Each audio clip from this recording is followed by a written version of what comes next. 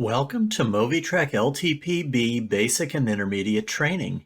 This is Session 1. This is our first session in the class. We're going to be covering a lot of the basics about the MOVITRAC LTP.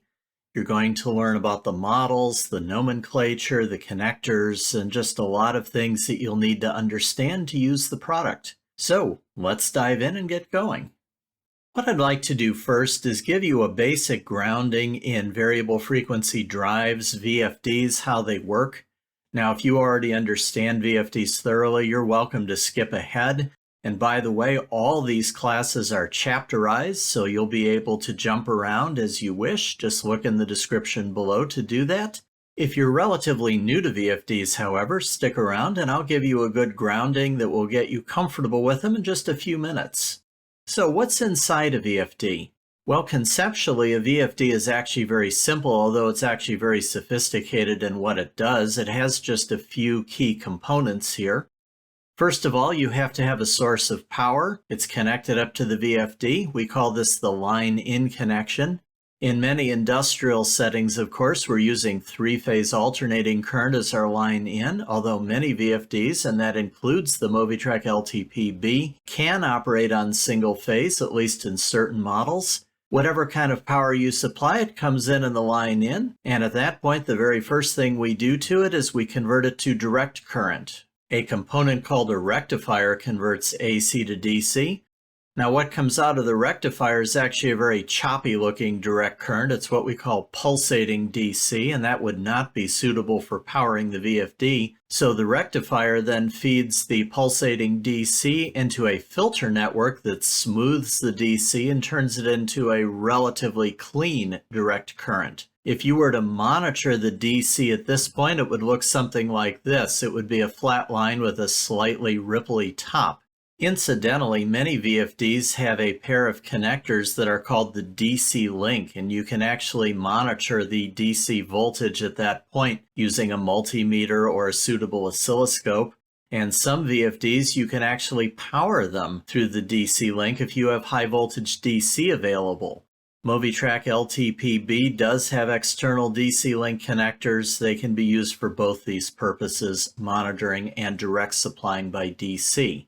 Now at this point, the high voltage DC gets fed into three large power transistors called IGBTs. That stands for insulated gate bipolar transistor. Think of these as high-speed electronic switches. They can turn on and off very rapidly, thousands of times per second, and they can carry the large currents that are necessary to supply a motor. The IGBTs are controlled by a microcontroller that's like a tiny computer, and it pulses them on and off in various patterns. It does this to create a kind of synthetic alternating current which will drive the motor. This is what the synthetic AC looks like, and you may look at that and say that doesn't look in the least bit like alternating current. AC looks sort of like a sine wave, like those input voltages you see by the line in. And that is true. The synthetic AC does not look at all sinusoidal. However, the motor actually thinks it is a sine wave, and I'll explain why. Synthetic AC is generated using a technique called pulse width modulation, or PWM. And the big idea behind PWM is that you're not varying the voltage. All you're doing is turning on that high voltage DC to create pulses, these rectangular waveforms.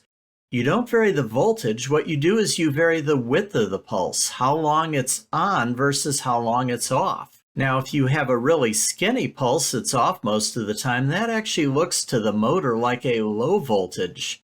If you have a pulse that's on and off about equal times, in other words, a medium width pulse, it looks like a medium or middle voltage. And if you have a pulse that's on most of the time, so it's very wide, it looks like a high voltage. So the synthetic AC is a mixture of narrow, medium, and wide pulses, and that's why the motor sees it actually as a sine wave. Now, the magic of the PWM concept is that you can create a sine wave of virtually any voltage and any frequency that you want. And that's exactly what the microcontroller in the VFD is doing. It's producing what the motor thinks is a sine wave of varying frequency and voltage. And by doing that, it's able to control the motor in a very sophisticated way. So, a big idea here? The VFD controls the motor's speed by varying the synthetic AC's frequency that's being supplied to the motor. It's also manipulating the voltage as well, but the speed has nothing to do with the voltage and everything to do with the frequency. In fact, there's a very simple equation that explains the relationship, and here it is. The motor's speed equals 120 times the frequency supplied by the VFD divided by the number of poles in the motor. AC motors typically contain 2, 4, 6, or 8 poles. 4 is the most common, but the frequency and pole combination determines how fast the motor turns. Let me give you an example here. Let's say that we have a motor with 4 poles and we're feeding it with 35 Hertz synthetic AC from the VFD. We take 120, multiply it by 35 Hertz and divide it by 4 poles, and that tells us that the motor will turn at 1050 RPM. Really simple, actually. All right, so what kind of motors can we support with our VFD? Well, the MOVITRAC LTP-B actually supports quite a few different kinds of motors. It supports asynchronous motors, also known as AC induction motors or AC squirrel cage motors, and a good example of that is the SEW Eurodrive DRN series motor.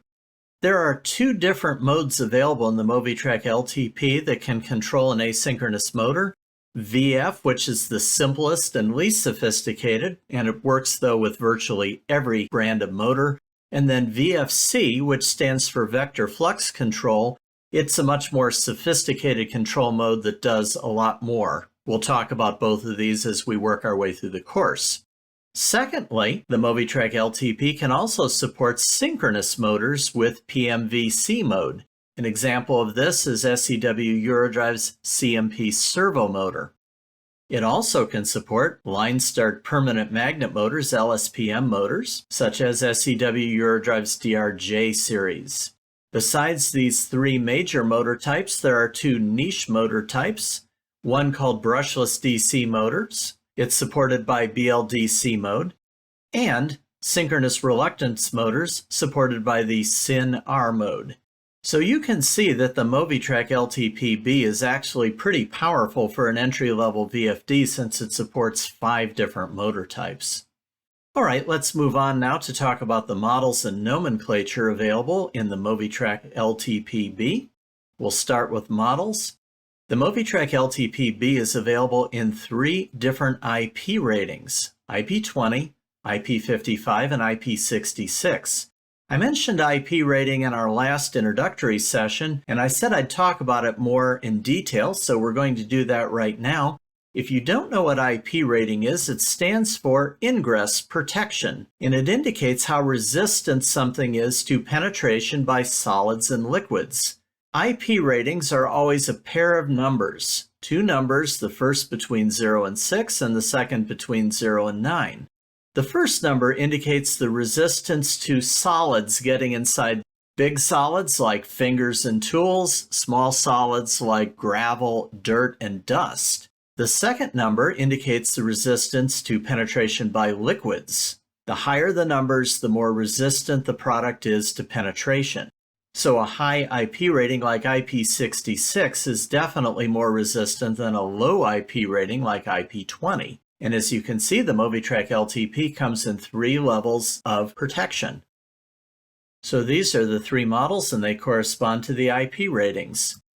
This is the IP20 model. At IP20, it is resistant to finger-sized objects and nothing wet. So definitely this one doesn't like liquids.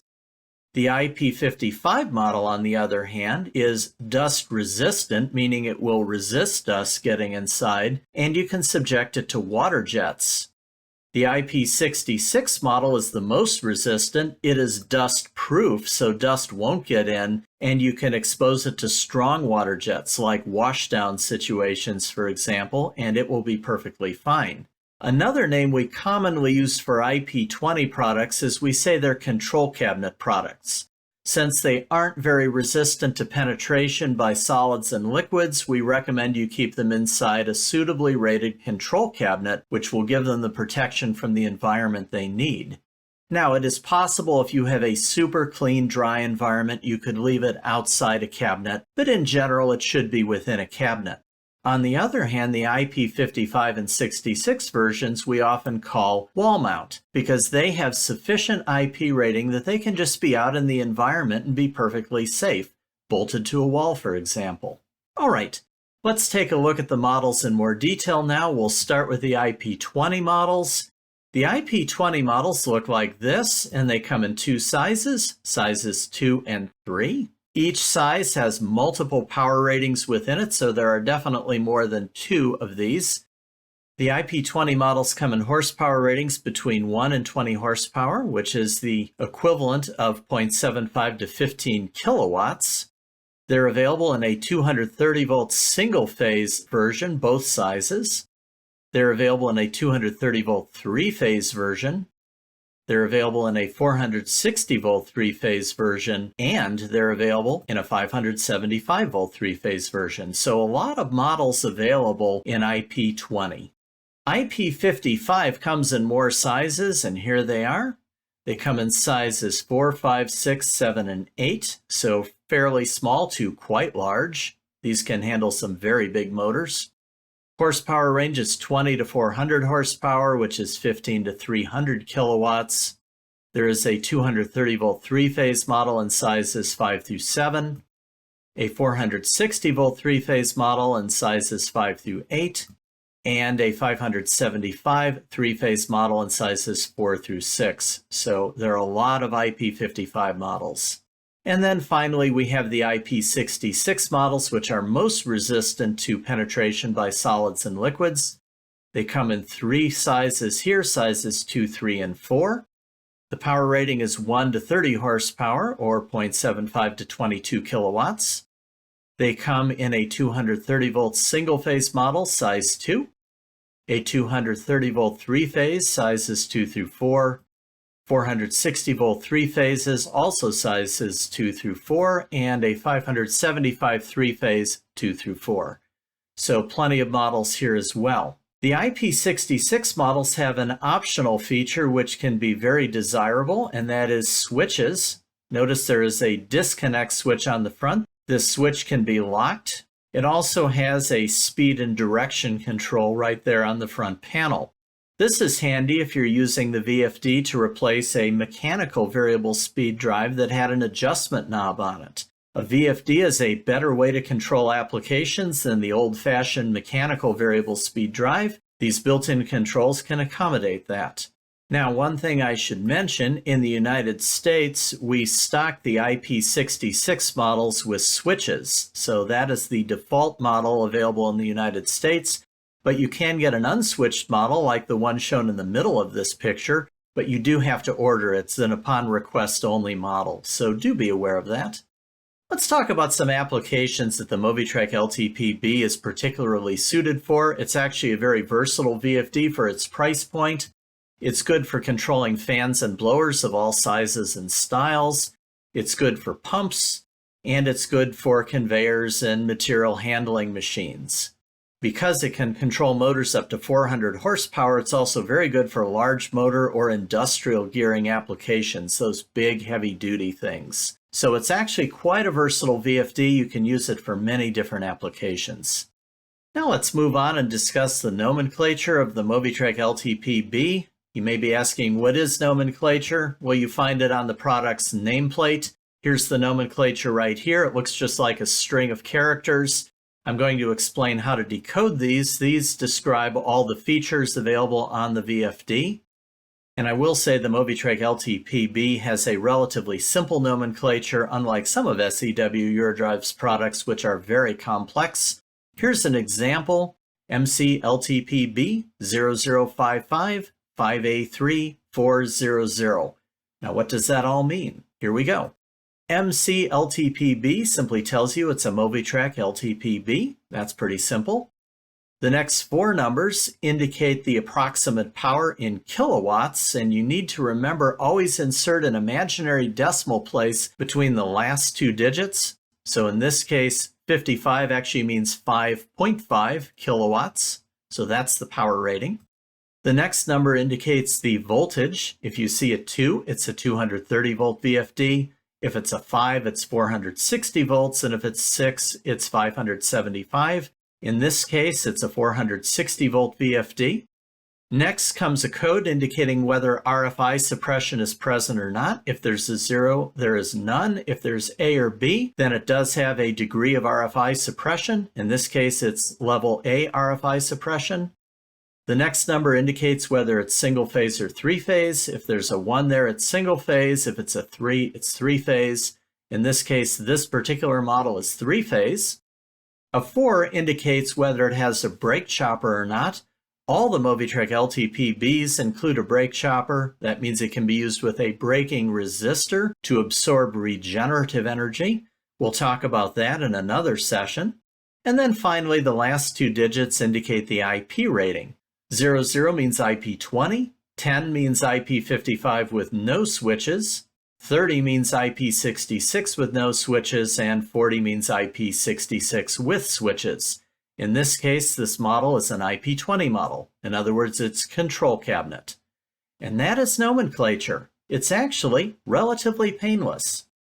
Now, unfortunately, it's time for a down the rabbit hole moment. We have these sometimes with products that have a long history, and I do need to explain this if you're dealing with an older MOVITRAC LTP-B. MOVITRAC LTP-B models manufactured before 2019 used a slightly different nomenclature for specifying their IP ratings. Instead of all the numbers we have today, which give you a very clear indication of IP rating, models made before 2019 had just 2 numbers, either 00, which meant IP20 or unenclosed, and a 10, which indicated either IP55 or IP66. In other words, an enclosed VFD. So the nomenclature was slightly simpler but slightly less specific. So if you have an older VFD, do be aware that's what your nomenclature means. All right, moving on from that, we're going to talk about the connectors and features of the different models. We'll start with the IP20 model. We'll go over its connectors and the features available on the outside. First of all, there is a little pull-out quick reference card, which can be very handy if you don't have a manual and you're doing a basic setup. Then we have the display and keypad, which can be used both for setting up the VFD and for controlling it. There's an I/O connector for making connections to switches, potentiometers, and other devices. Right below that is a connector that goes to the relays. The screw terminals at the bottom are for connecting the motor. There's another set of connections for the brake resistor if you're using one. There's an expansion slot under a cover, which is used for certain expansion options. And then there's also an RJ45 connector, which is the communications port used for both engineering and for connecting up certain field buses. On the top, we have a connection for line power in and also the DC link. And that is everything for the IP20 model. The IP55 and IP66 models are very similar, so we'll cover them together. They also have a display and keypad. The display is a little more sophisticated on the IP55 and 66 models. It's what's called a full text version. The IP20 models have a 7-segment LED type display instead. There are also some additional buttons on the IP55 and 66 model keypad. You can see that row right below the display. That is not present on the IP20 model. Now, almost everything of interest is below the protective cover. Remember, these models are more resistant to liquid and solid penetration, so all the crucial connections are under this cover. You'll find the quick reference card on the back of it. Then behind it, the I/O connector, the relay connector, the communications port, the expansion slot, and places for line power in, DC link, the motor connections, and the brake resistor. The IP66 models can have a disconnect switch here, and they can also have a direction selector and a speed dial. The unswitched models, of course, will not have these, and the IP55 models do not have switches or controls on the front, just the display and the keypad. Now, under the cover, you'll see something sort of like this. You'll see the I/O connector, the relay connector, the motor connection points, the DC link connection, place where you connect the brake resistor, and the place where you supply line power in. And then here we have the expansion slot under this little cover and the communications port. And I will mention that the inside looks somewhat different between the IP55 and IP66 models, and also on older models of the IP55 and 66. There will be slight differences, but you will see something very close to this. So be aware you might see something just a little bit different. All right, moving on, let's talk about control and communications. One of the prime ways you can control all models is by the front panel display and keypad. This is the simplest way to control the VFD. Let me talk about what the buttons do when you're controlling the VFD. The green button starts the motor, and when the motor is operating, it can also reverse its direction. The red button stops the motor.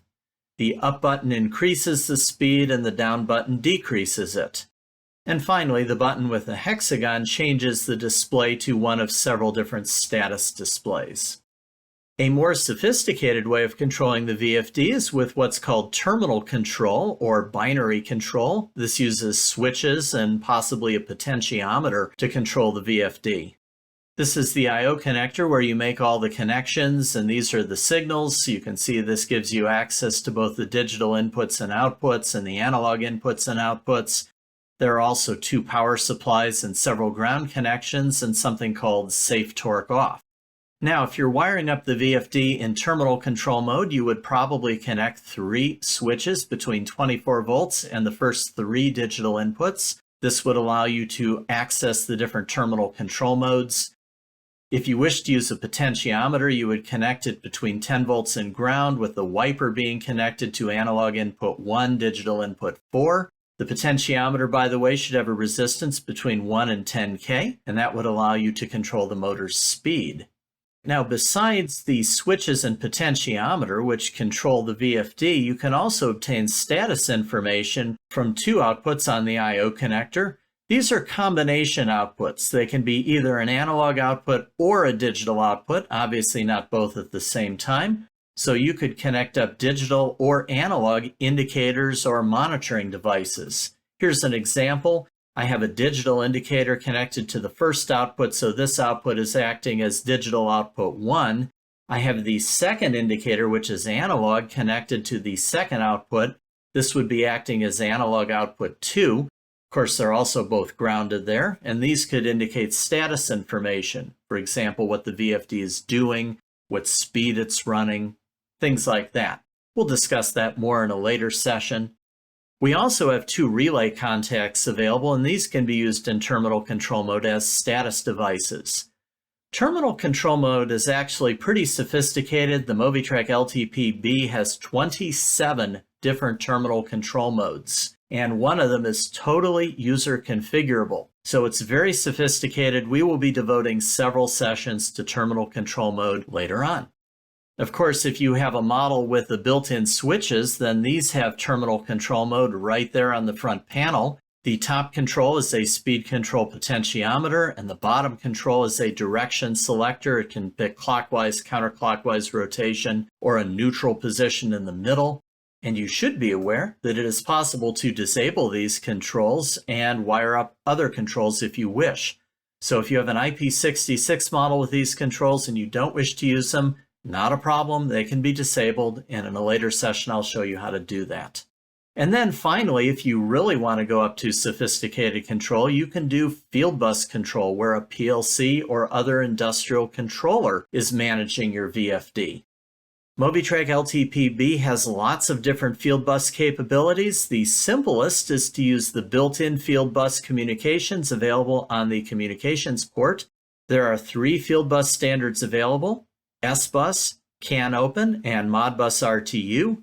These are all what I call classic field bus standards. These are standards that were developed in the 1980s and early 1990s. They're relatively low speed, but they're also very simple to implement.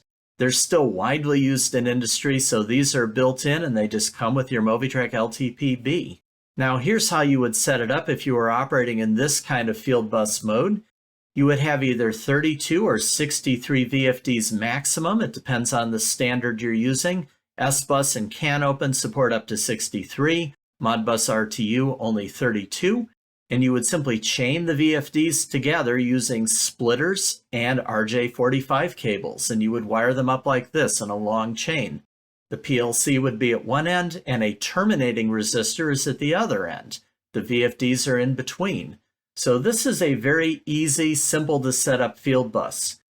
Be aware if you have an IP55 or IP66 model that some of the newer versions of this have a built-in splitter. You see there are two communications ports, not one. If you have that, you don't need a splitter to set up a field bus. You just need cables and a terminating resistor. So that is one way to do field bus control with the MOVITRAC LTP-B, but there are actually two additional ways. You could wire everything up in this way, but use an external field bus gateway, which connects up to a main field bus that your PLC is communicating with. This would allow you to use more modern field bus standards. And here are the standards that are available: Ethernet IP, Modbus TCP, EtherCAT, Profinet, and two additional classic field bus standards, Profibus and DeviceNet. So you create a local field bus by wiring the VFDs together with splitters, RJ45 cables, and the terminating resistor. You connect up to the gateway, and then the gateway connects up to the main field bus. By the way, you can only run 8 VFDs on a field bus gateway. That's a limitation of the gateway. So this would be suitable for connecting a smaller number of VFDs to a main field bus. However, probably the best way to do field buses with a MOVITRAC LTP-B is by using the built-in expansion port and simply plugging a field bus card directly into it. So the field bus card looks like this. It goes in the expansion port, and you would wire up your PLC directly to that field bus using whatever cabling scheme is appropriate for it. And of course, the number of VFDs is going to vary here. It depends on the field bus standard that you're using. And here are the field bus standards that are available: Ethernet IP, Modbus TCP, EtherCAT, Profinet, and BACnet. All right, and finally, as we wind up this session, let's talk about some of the accessories that are available to expand your MOVITRAC LTP-B and allow it to do more things. First of all, we'll look at some communication accessories. You can get a standard remote keypad. This might be used with a control cabinet VFD that's inside a cabinet, but you want to have the keypad out somewhere in a different location. You would connect this up by a cable to the VFD, and this would allow you to have a remote keypad. There's also a full text OLED keypad, which is available. It's similar to the remote keypad, but has a nicer, more sophisticated display. To engineer your VFD with a PC, you're going to need a USB adapter, and the current model is the USM21A, so you will need this to connect between your PC and your VFD. You will also need what is called cable set C. This is the engineering adapter. It plugs into the USM21A at one end and plugs into the VFD at the other. So you will need these two things if you wish to engineer your VFD with a PC. An alternative to these two components is the Bluetooth parameter module. This allows you to engineer the VFD wirelessly using a PC equipped with a Bluetooth adapter. The parameter module can also be used for backing up the parameter set of a VFD. This is really handy if you have to create a bunch of identical VFDs. You can simply copy the parameters into the module, then go down the chain of new VFDs and dump the parameters into them one by one. So the Bluetooth parameter module does two different things. It's really handy. You might wish to pick one up. And if you're creating a field bus, then you will need cable sets A and cable set B. These contain splitters, terminators, and RJ45 cables suitable for wiring up the VFDs. Alternatively, if you aren't going to use classic field bus, but you want to use a more modern field bus, you can buy a field bus card and plug that in instead. And if you wish to use the gateway instead, you can buy the external field bus gateway equipped with a card that implements the field bus standard that you wish to use. So lots of communication choices. The MOVITRAC LTP-B is really good with communications. There are also a number of expansion accessories available that go in the expansion slot, and unfortunately they all look identical, so you'll have to look at the part numbers to tell what they do. You can buy a relay card that will give you 3 additional relay contacts. You can buy a digital I/O card that gives you 3 additional digital inputs and 1 additional relay. You can buy a TTL encoder card, which will communicate with a TTL-style motor encoder. This is used for more accurate speed control because it gives you feedback. And then there's an HTL encoder card as well that works with HTL encoders. So these expansion cards allow your VFD to go beyond its basic capabilities to do more sophisticated things. We offer a number of electrical accessories that can expand the VFD's capabilities as well. For example, braking resistors that absorb the regenerative energy that a motor develops when it's trying to slow down. They come in various sizes, and as you see, they're installed right within the VFD. We also sell a variety of chokes and line filters which can be used to clean up power, to suppress emissions, or to solve unusual electrical problems that surround the electrical side of a VFD. If you want to work with these, I recommend you contact your local regional engineering office for further advice. And that, at long last, is the end of session 1. That was a big gulp of information, but I hope you feel comfortable with it and you realize that the MOVITRAC LTP-B is actually a very powerful VFD that can do a lot of different things and work with a lot of applications. In our next session, we're now going to move directly into getting our hands dirty. I'm going to show you how to wire up the VFD and how to do a quick startup and get the motor turning. So, see you then.